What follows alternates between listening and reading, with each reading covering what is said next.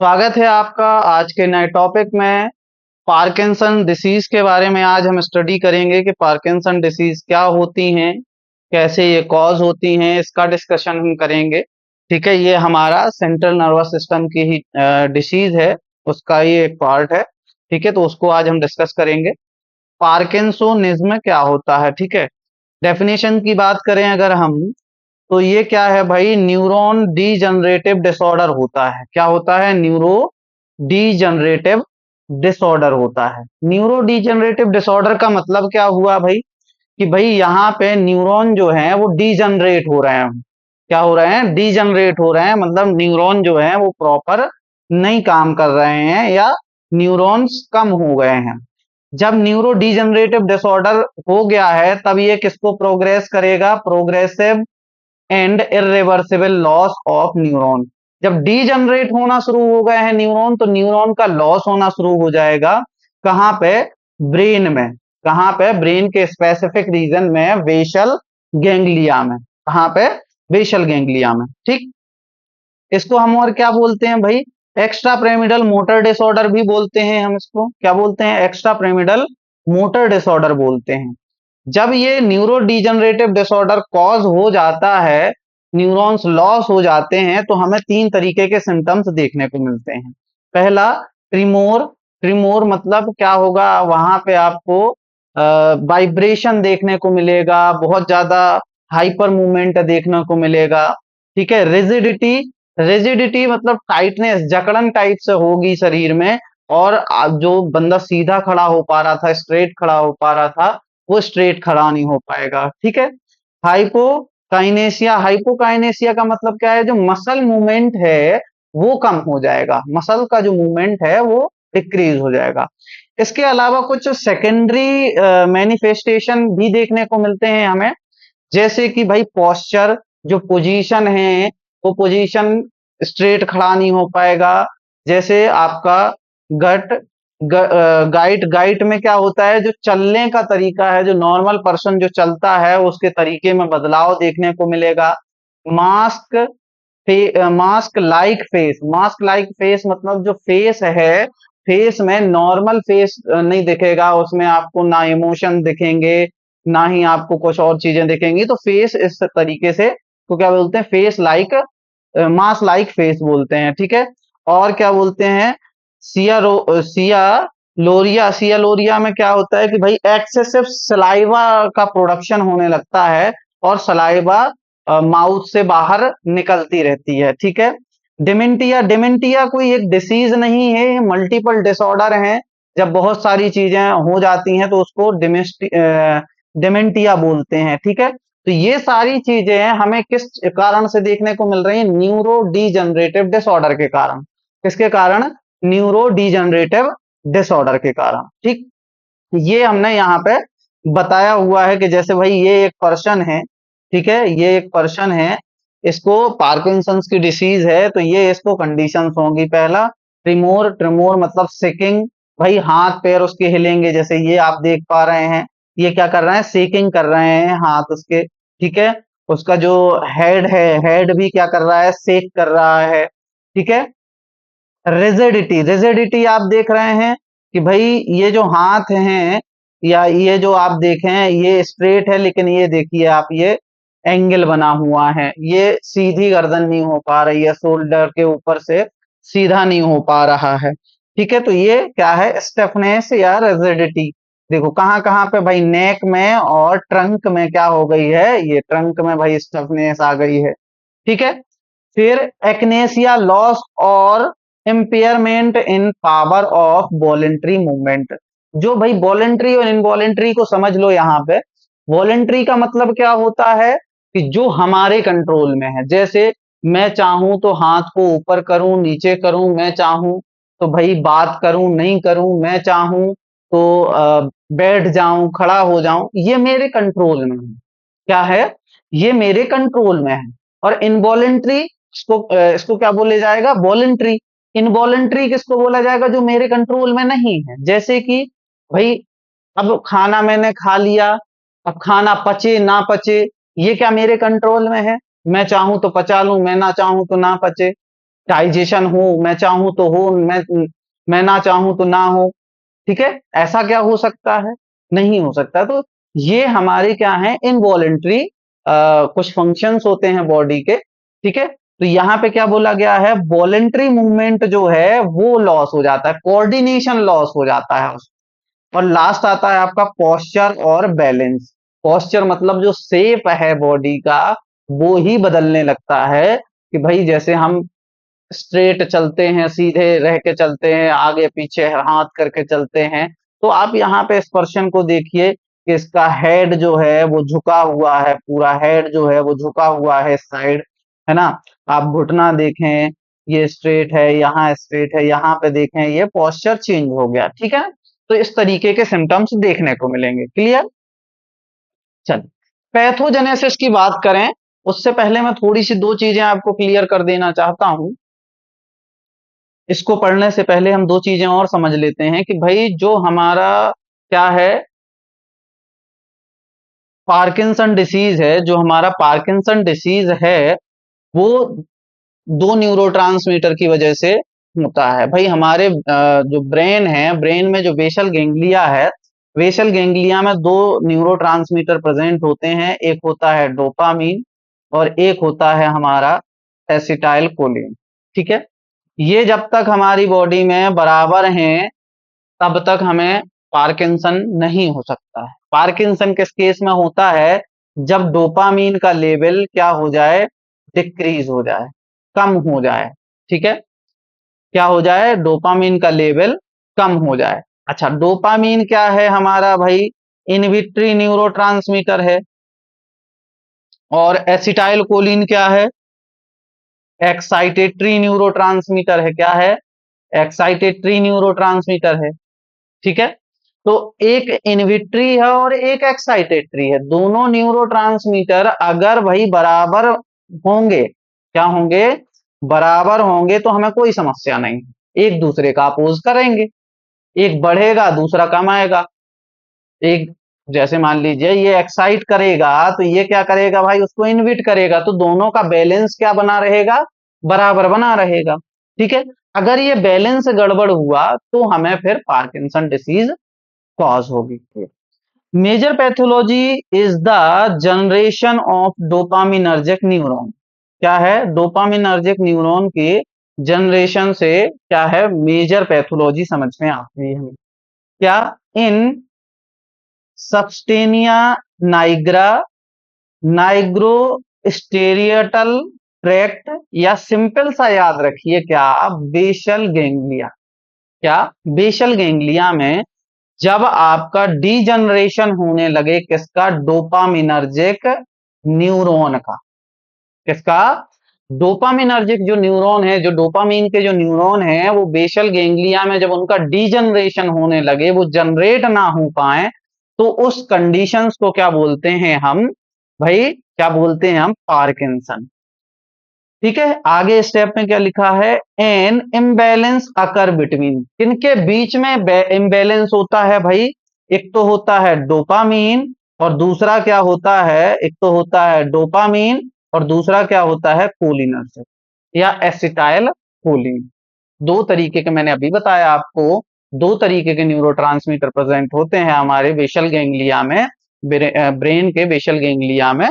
ठीक है, एक तो डोपामीन और दूसरा आपका कोलिनर्जिक। ठीक, जब इनका इम्बैलेंस हुआ, क्या हुआ, इनका इम्बैलेंस हुआ, तो उसकी वजह से क्या हो गया, पार्किंसन आपका जो डिफेक्ट है वो प्रोड्यूस हो गया।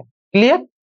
मैं बता रहा हूं, जैसे मान लीजिए ये क्या है, आपका डोपामीन है और ये क्या है, एसिटाइल कोलिन है। ठीक है, अब एसिटाइल कोलिन, डोपामीन क्या है हमारा, डोपामीन क्या है भाई हमारा, ये क्या है, इनहिबिटरी न्यूरोट्रांसमीटर है। ठीक है, और ये क्या है, एक्साइटेटरी न्यूरोट्रांसमीटर है। सपोज कि भाई इसके जो हैं हमारे न्यूरोट्रांसमीटर के क्या हैं, 100 मॉलिक्यूल्स हैं, मान लीजिए 100 आपके क्या हैं, डोपामीन है और 100 क्या हैं आपके, एसिटाइल कोलिन है। ठीक है, क्या है, एसिटाइल कोलिन है। तो जब ये 100 100 हैं, मतलब ये क्या है, बराबर। क्या है, एक दूसरे के बराबर है। लेकिन अगर डोपामीन क्या है आपका 50 हो गया और आपका जो एसिटाइल कोलिन है वो 100 रहा, ठीक है, तो इसका लेवल क्या हुआ भाई, डोपामीन का कम हो गया, क्या हो गया, कम हो गया।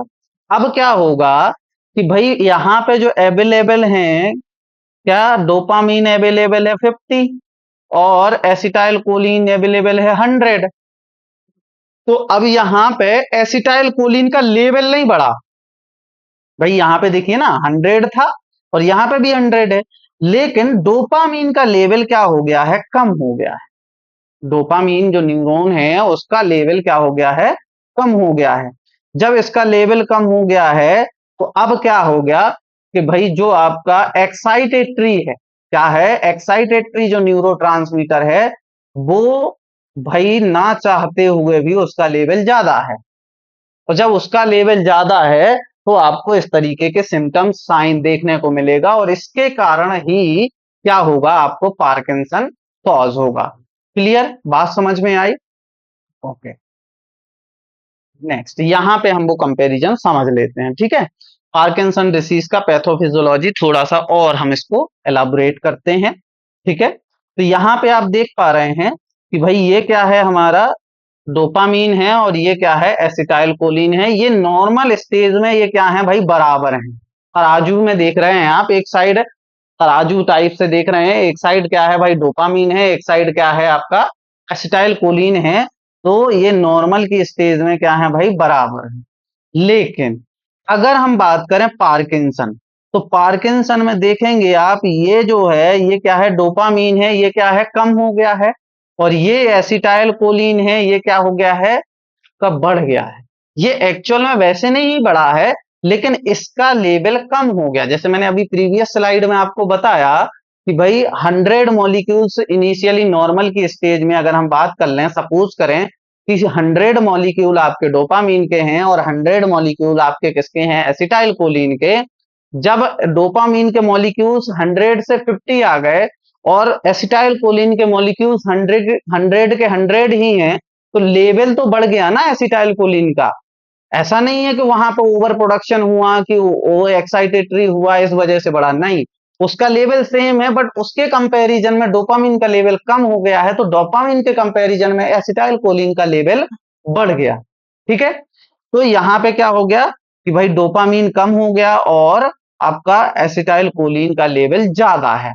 तो इस कंडीशन को क्या बोलते हैं हम, पार्किंसन, या इसी को क्या बोलते हैं हम, हाइपोकाइनेटिक स्टेज। क्या बोलते हैं, हाइपोकाइनेटिक स्टेज, ठीक है।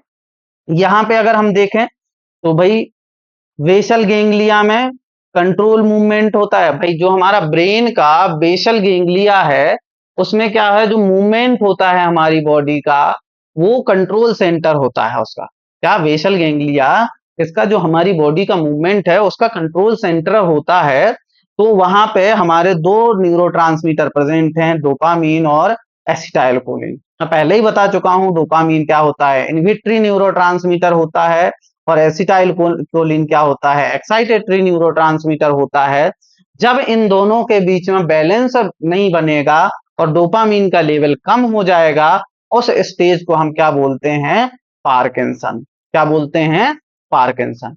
अब आप बोलोगे कि सर डोपामीन कम हो गया है तो क्या एसिटाइल कोलिन कम नहीं हो सकता है? हो सकता है, क्यों नहीं हो सकता, हो सकता है। देखो यहाँ पे दिया हुआ है भाई, डोपामीन का लेवल क्या है भाई, ज्यादा है और एसिटाइल कोलिन का लेवल कम है, तो इसको दूसरी डिसीज कहा जाता है। क्या, हाइपर काइनेटिक स्टेज बोला जाता है, और इसको क्या बोलते हैं, मूवमेंट डिसऑर्डर। क्या बोलते हैं, मूवमेंट डिसऑर्डर। क्लियर हुई बात? तो अभी हम इसको डिस्कस नहीं कर रहे हैं फिलहाल, ठीक है। अब हम नेक्स्ट बात करते हैं कि भाई आखिरकार ये हमारा जो है ये हुआ क्यों। भाई हमारी बॉडी में दो न्यूरोट्रांसमीटर हैं, हमने बोला बेसल गैंग्लिया में दो न्यूरोट्रांसमीटर हैं, डोपामीन और एसिटाइल कोलिन। तो भाई डोपामीन या डोपामीन कम क्यों हुआ, उसका रीजन क्या है, समझते हैं। देखिए बेसल गैंग्लिया जो है हमारे ब्रेन का जो पार्ट है, बेसल गैंग्लिया, उसमें क्या होता है, आयरन रिच होता है, वो आयरन सबसे ज्यादा प्रेजेंट होता है। और other part of brain, brain के अदर पार्ट से अगर कंपेयर किया जाए तो बेसल गैंग्लिया में सबसे ज्यादा आयरन प्रेजेंट होता है। जब वहां आयरन प्रेजेंट होता है तो आयरन की प्रेजेंस में क्या होता है भाई, ऑक्सीडेशन होता है किसका, डोपामीन। डोपामीन का क्या होता है, ऑक्सीडेशन किसके थ्रू होता है, माओ एंजाइम के through, MAO B enzyme, mono amino oxidase B जो एंजाइम होता है उसके थ्रू इसका ऑक्सीडेशन होता है। ठीक है, किसका, डोपामीन का ऑक्सीडेशन हो रहा है। अब जब डोपामीन का ऑक्सीडेशन हुआ तो एल्डेहाइड, एल्डेहाइड डिहाइड्रोजनेज ने क्या किया भाई, जो हमारा क्या है, एल्डेहाइड डिहाइड्रोजनेट जो है उसने जनरेट किया किसको, हाइड्रोक्साइल फ्री रेडिकल को। सिंपल सा ऐसे समझिए, बेसल गैंग्लिया में क्या है, बहुत ज्यादा आयरन है, आयरन की प्रेजेंस में ऑक्सीडेशन हुआ किसका, डोपामीन का। किसकी, किसने करवाया oxidation, mono amino oxidase B ने, माओ एंजाइम ने करवाया। और वहां पे एल्डेहाइड डिहाइड्रोजनेज ने क्या किया, एक फ्री रेडिकल बना दिया। क्या कर दिया, एक फ्री रेडिकल बना दिया। जब फ्री रेडिकल बन गया तो normally these free radical punching by glutathione, भाई ये डिग्रेड हो जाता है। तो हमारी जो बॉडी है, हमारी बॉडी में एक डिफेंस मैकेनिज्म हो है, उसके लिए एक डिफेंस मैकेनिज्म भी बनी है कि भाई ये फ्री रेडिकल बनेगा, लेकिन ग्लूटाथियोन जो है इस फ्री रेडिकल्स को क्या कर देगा, डिस्ट्रॉय कर देगा। लेकिन एज के साथ क्या होता है, एक उम्र के साथ क्या होता है कि ये जो प्रोटेक्टिव मैकेनिज्म जो होती है ये क्या हो जाती है, डैमेज हो जाती है। भाई जो ग्लूटाथियोन किसको किल कर रहा था, आपके फ्री रेडिकल को किल कर रहा था, वो भाई वो मैकेनिज्म ही क्या हो जाती है, डैमेज हो जाती है, लिपिड मेम्ब्रेन एंड डीएनए। जब ये डैमेज हो जाएगी तो बचेगा क्या, फ्री रेडिकल। अब ये फ्री रेडिकल क्या करते हैं भाई, आपके न्यूरॉन में जाते हैं और न्यूरॉन को क्या करते हैं, डैमेज कर, क्या कर देते हैं, डैमेज कर देते हैं। और अगर बात की जाए ऑक्सीडेशन की, कि भाई डोपामीन, डोपामीन के जो न्यूरॉन है वो ही कम क्यों हो रहे हैं, क्योंकि वहां पे फ्री रेडिकल्स ज्यादा बनते हैं, ज्यादा वहां पे ऑक्सीडेशन होता है। इस वजह से क्या होते हैं, जो आपका डोपामीन न्यूरॉन है वो डैमेज हो जाते हैं। अल्टीमेट क्या मिलता है हमें, neuronal degeneration of dopaminergic neuron, जो डोपामिनर्जिक न्यूरॉन है उनका डीजनरेशन हमें देखने को मिलता है। क्लियर। अब हमने इतनी चीजें पढ़ ली तो हमें एक चीज समझ में आई कि भाई पार्किंसन डिसीज अल्टीमेटली क्या है, कि भाई डोपामीन जो है, ठीक है, और एसिटाइल कोलिन है, अगर डोपामीन का लेवल कम हुआ तो हमें क्या मिलेगा भाई, पार्किंसन डिसीज मिलेगा। क्या मिलेगा, पार्किंसन डिसीज मिलेगा। अभी तक हम क्या समझे कि पार्किंसन क्या है, कि जो डोपामीन है, ठीक है, क्या है, डोपामीन है, उसका लेवल क्या हो जाए, न्यूरॉन्स के लेवल क्या हो जाए, कम हो जाए, और एसिटाइल कोलिन का लेवल बना रहे। ठीक ना, ठीक, इसको हम समझे। अब अगर हमें इसको ट्रीट करना है, इसका ट्रीटमेंट देना है, तो हम दो तरीके का ट्रीटमेंट दे सकते हैं भाई। एक तो होगा हमारा क्या, कि हम डोपामीन के लेवल को क्या करें, बढ़ा दें। क्या कर दें, बढ़ा दें। दूसरा क्या हो सकता है, कि हम भाई एसिटाइल कोलिन के लेवल को क्या कर दें, कम कर दें। क्या कर दें, कम कर दें। जैसे सपोज आप ऐसे समझिए कि भाई हमने बात की थी कि इसके कितने मॉलिक्यूल्स बचे, 50, और इसके बचे 100। तो या तो हम इसको 50 कर दें, 100 कर दें, 50, इसको क्या कर दें, 100 कर दें बढ़ा के, ठीक है ना, या फिर हम इसको क्या कर दें, 50 कर दें, तो बराबर हो जाएगा ना। या तो 100 कर दें तो ये इस तरीके से बराबर हो जाएगा, या फिर 50 कर दें तो ये इस तरीके से बराबर हो जाएगा। ठीक ना। तो यही हम बात कर रहे हैं ट्रीटमेंट की। तो ट्रीटमेंट क्या है आपका? भाई दो तरीके का ट्रीटमेंट दे सकते हैं हम। इंक्रीज ब्रेन डोपामिनर्जिक एक्टिविटी, मतलब डोपामीन को बढ़ाने वाले। दूसरा डिक्रीज कोलिनर्जिक एक्टिविटी, जो कोलिनर्जिक को घटाएं, एसिटाइल कोलिन को घटाएं। ठीक है, तो ये यहाँ तक हमारा आज का लेक्चर था। ठीक है, थैंक यू सो मच। आप कैसा लगा लेक्चर, कमेंट करके जरूर बताएं। Thank you.